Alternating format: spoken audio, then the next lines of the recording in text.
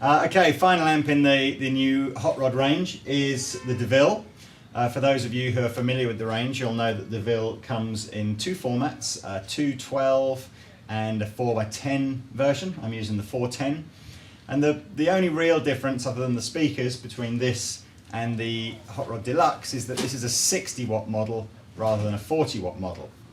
I'm not sure, in some instances that's a good thing, and in some ways it's a bad thing. Well, it's got tons of headroom, isn't it? Yeah, basically tons and tons of headroom on the clean channel. So if you are, a big country player, need to be able to really whack that bottom string. Johnny Hilland. Yeah. He's a big country player. Yeah, I think Johnny did a clinic for us with PRS a few years ago, and I think at the time he was having conversations with a certain amp manufacturer to have a 200 watt tube amp made. What? Specifically because he wanted that amount of headroom for his clean channel, so he could just be insanely attack loud.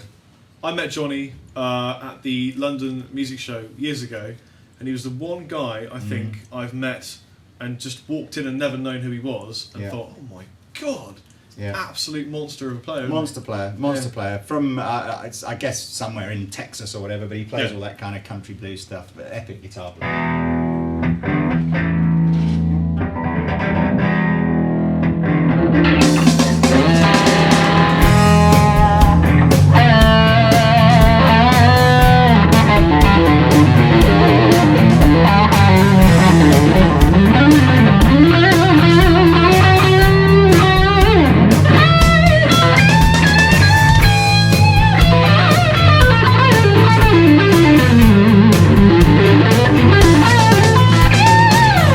So this is the 60 watt version. So we've got heaps and heaps of headroom on the clean sound, but it does mean that I've got to turn the amp up a little louder and drive to get that sort of nice smooth drive sound.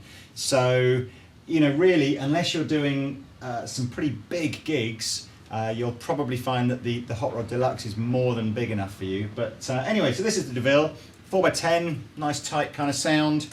Again, just to give you some idea of the clean sounds here. I got Captain to play for this one because he's got a nice bluesy touch, so I thought it might be nice to be changed for you.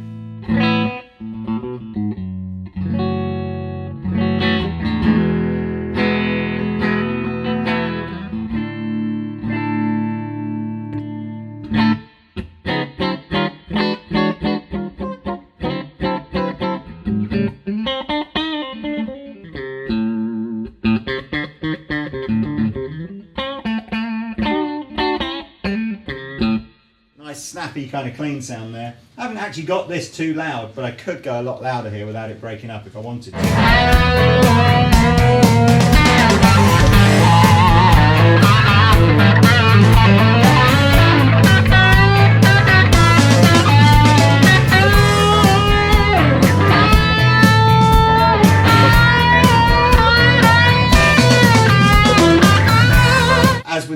As with the Hot Rod Deluxe, it's got a two-stage gain section here, so drive and more drive.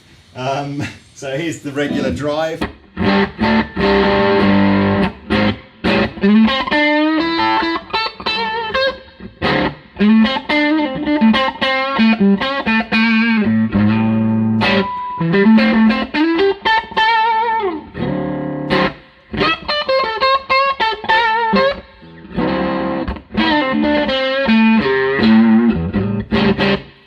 Can I just ask you about your vibrato? Yes. When you apply your vibrato, are you consciously thinking about not moving the fingers and just using the wrist, or do you use a combination of both? Because you have nice, deep vibrato. Yeah, I really don't know where I picked that up from, but it's definitely been something that I've been conscious of even in early stages of playing, to try and get that nice vibrato. I literally take my hand almost completely off the back of the neck. Yeah. I'm not a kind of a, I know B.B. King kind of does vibrato without, almost literally by sort of vibrating his finger, whereas I am much more a kind of a trying to get perhaps some wrist action. Yours is more about leverage. Yeah, and I must admit, watching you play as well, it's kind of, and lots of good guitar players, they really dig in and get that big vibrato, and it is important. I think it's a really nice, it's a really nice way to hear someone play the guitar, I think. That's the difference between someone that can play and someone that can't, I think. Yeah, I'm just trying to think now how yeah, it's pretty subconscious, isn't it? I think, but it's definitely it is. It's a lot of vibrato trying to sort of make it go that way.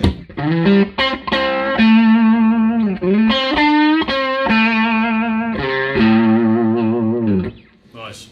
So, and then of course we can kick in more drive, which adds an extra stage of gain. So.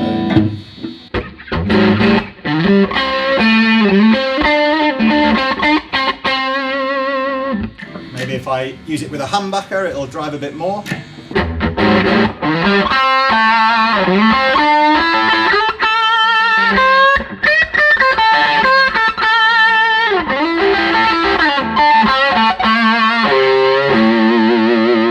Got me really thinking about my vibrato now, going, make sure it's good.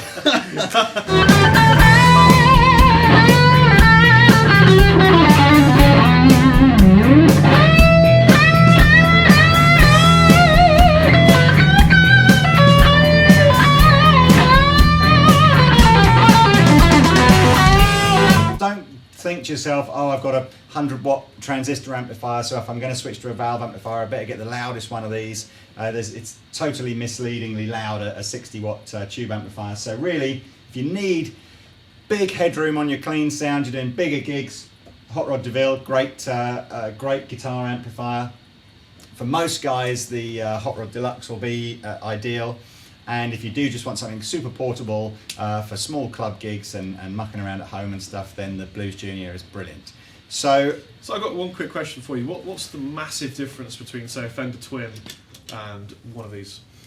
Well, I guess the Twin, if you talk about going back to the original Twin design, it was a mammoth 100-watt clean amplifier for playing those kind of jazz blues gigs where there wasn't really a PA, or at least the PA was nothing in those days. We're going back to the sort of early 60s, and it was just really for those guys like Chet Atkins and Les Paul and the the Elvis Presley and all those kind of tracks where it's a very clean, very loud type of sound. Because a lot of people think the Fender Twin is the go-to Fender amp. I would say it's the stay away Fender amplifier, unless that's the sound that you want to go for.